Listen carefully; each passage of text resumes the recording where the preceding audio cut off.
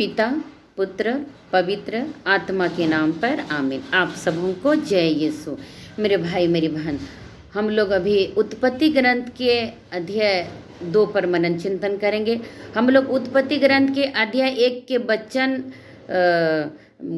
6वां में हम लोग देखें 6वें दिन को प्रभु ने किस तरह नर और नारी को बनाया और उस वाटिका में रखा। अभी हम लोग देखेंगे उत्पत्ति ग्रंथ के अध्याय 2 में, अध्याय 2 के वचन संख्या 3 में प्रभु 7वें दिन को पवित्र किया और उस दिन आराम किया।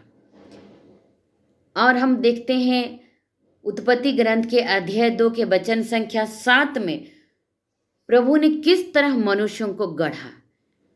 उत्पत्ति ग्रंथ के अध्याय 1 के 6वें दिन में प्रभु ने नर और नारी को बनाया था, लेकिन किस तरह बनाया था हम उसको देखेंगे। इसलिए हम देखते हैं वचन 7 में प्रभु ने धरती की मिट्टी से एक मनुष्य को गढ़ा और उसमें प्राण वायु फूंक दी और उसमें जान आ गया, वह सजीव तत्व बन गया। इस सजीव तत्व बने मनुष्य को प्रभु ने उस वाटिका में, जो पूर्व की ओर जो एक वाटिका लगाई थी, उस वाटिका में रखा। ईश्वर को धन्यवाद। और अब हम देखते हैं उस वाटिका में प्रभु ने सुंदर सुंदर पेड़ पौधे उगाए थे, फलदार वृक्ष थे, फलदार पौधे थे। और उस वाटिका को सींचने के लिए 4 धारा उन्होंने बना ली थी और वो उस वाटिका को सींचता था। मेरे भाई मेरी बहन, प्रभु ने इस मनुष्य के पास सभी तरह के जंगली जानवरों को, जीव जंतुओं को इस मनुष्य के पास ले आया और उसने देखा कि इसको मनुष्य क्या नाम दे। उसने सभी तरह के जीव जंतुओं को नाम दिया। जो नाम मनुष्य ने दिया वही नाम सभी जीव जंतुओं का हुआ। और प्रभु ने इस मनुष्य को देखा कि ये अकेला है, तो प्रभु ने वचन संख्या 18 में क्या कहता, मनुष्य को अकेले रहना अच्छा नहीं है, इसलिए मैं इसके लिए एक सहयोगी बनाऊंगा। और तब प्रभु ने उनके लिए एक सहयोगी बनाने के लिए क्या किया, उस मनुष्य को सुला दिया, गहरी नींद में सुला दिया। और उसने उसके एक पसली को निकाल कर उससे एक सजीव तत्व बना, एक मनुष्य गढ़ा और मनुष्य के पास ला करके उसको दिखाया। इस मनुष्य ने क्या कहा, ये तो मेरे हड्डियों की हड्डी है और मेरे मांस का मांस, इसलिए इसका नाम हेवा रखेगा। मनुष्य ने उस व्यक्ति का नाम भी हेवा रखा। मेरे भाई मेरी बहन, मनुष्य को अदन वाटिका में एक विधान प्रभु ने दिया और वो विधान वचन संख्या 16 और 17 में हम देखते हैं उसको।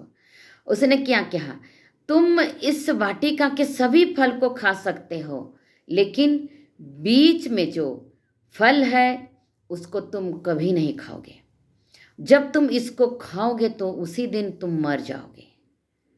प्रभु ने एक छोटा सा विधान दिया, एक छोटा सा नियम दिया। क्यों नियम दिया? यदि वो प्रभु नियम नहीं देते तो ये उदंड हो जाते। एक छोटा नियम दे करके प्रभु ने उनको कंट्रोल में रखा और वो विधान, पहला नियम कहलाया। मेरे भाई मेरी बहन, इस तरह वचन संख्या 24 में हम देखते हैं प्रभु क्या कहता है। उन दोनों मनुष्यों को देखकर उनको आशीर्वाद दिया और उनको फलने फूलने के लिए शक्ति दी और उनको संसार में फलते हुए आशीर्वाद दिया। उनको संसार को भरने के लिए उनको आशीर्वाद दिया। कहा, तुम फलो फूलो और सारी सृष्टि को भर दो। जीव जंतुओं को भी आशीर्वाद दिया कि फलो फूलो और सारी सृष्टि को भर दो। ईश्वर को धन्यवाद। इसीलिए वचन कह रहा है 24 में, मनुष्य अपने माता पिता को छोड़ेगा और दोनों एक शरीर हो जाएंगे। हालेलुया। मेरे भाई मेरी बहन, ये दोनों मनुष्य नंगे थे, फिर भी इन्हें लज्जा का अनुभव नहीं होता था। क्यों? क्योंकि इनको प्रभु ने कृपा का वस्त्र पहनाया था, पवित्रता का वस्त्र पहनाया था, अनुग्रह का वस्त्र पहनाया था, शुद्धता का वस्त्र पहनाया था। इसीलिए ये प्रभु के अधीन में रहते थे। प्रभु के अधीन रहकर ये पाप को नहीं जानते थे, पवित्रता में जीते थे, इसलिए इनको लज्जा का अनुभव नहीं होता था। हालेलुया। मेरे भाई मेरे बहन, जंगली पशु पक्षी भी इन्हें किसी भी तरह का हानि नहीं पहुंचाते थे। क्यों? क्योंकि ये प्रभु की दृष्टि में थे, प्रभु की दृष्टि में पवित्र जीवन जीते थे। हालेलुया। मेरे भाई मेरी बहन, संत फ्रांसिस को भी देखते हैं, उबियो शहर में एक भेड़िया मनुष्यों को तंग करने के लिए बार बार आता था। संत फ्रांसिस ने वहां गया और उस भेड़िया को क्रूस दिखाकर उनको आदेश दिया कि तुम आज से मनुष्यों को तंग नहीं करना, मनुष्य जो देंगे वही खाना। संत फ्रांसिस का जीवन पवित्रता का जीवन, कृपा का जीवन था, इसीलिए प्रभु ने उनकी पवित्रता के अनुसार उस भेड़िया पर अधिकार दिया था।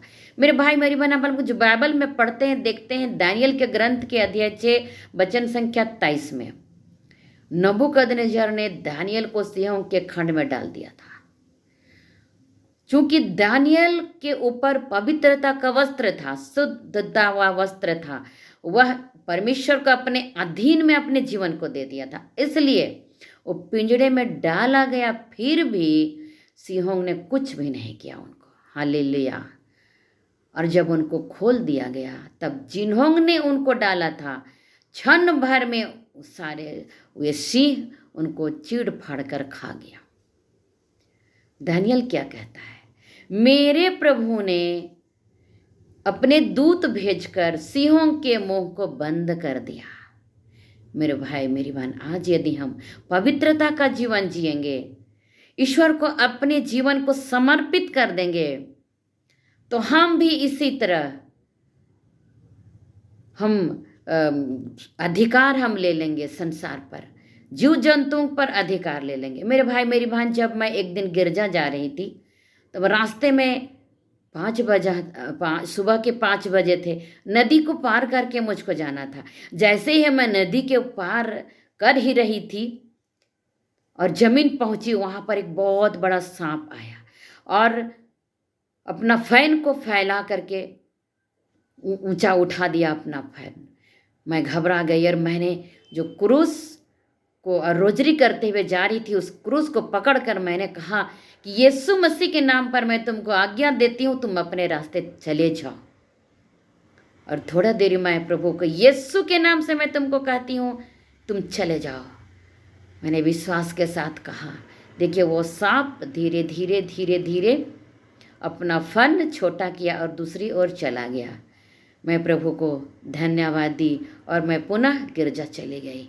देखिए, यदि हम पवित्रता का जीवन जिएंगे, प्रार्थना का जीवन जिएंगे, तो हम हिंसक पशुओं पर भी अधिकार कर सकते हैं, जिस तरह दानियल ने किया, जिस तरह संत फ्रांसिस ने किया। मेरे भाई मेरी बहन, आज जो प्रभु हम लोगों को जो कृपा का वस्त्र दिया है, वह कैसा है? मनन चिंतन करेंगे हम। जो अनुग्रह का वस्त्र दिया है, वह फटा तो नहीं है। यदि वो कृपा का वस्त्र फट जाएगा, हम कैसे फटेगा? जब हम पाप करेंगे तो वह कृपा का वस्त्र फट जाएगा और अब हम नंगे हो जाएंगे, हम डरने लगेंगे, हम घबराने लगेंगे, हम बेचैन हो जाएंगे। मेरे भाई मेरे बहन, कृपा का जो वस्त्र प्रभु ने हमें बपतिस्मा संस्कार के द्वारा दिया है, हमें उनको पहन करके रखना है। वह वस्त्र को फटने नहीं देना है। इस उत्पत्ति ग्रंथ के अध्याय 2 से हमको यही संदेश मिल रहा है कि हम कृपा को बना करके रखें, पवित्रता को बना के रखें, पाप से हमें दूर रहना चाहिए। ये हमें संदेश मिल रहा है। ईश्वर को धन्यवाद। जय यीशु। हालेलुया।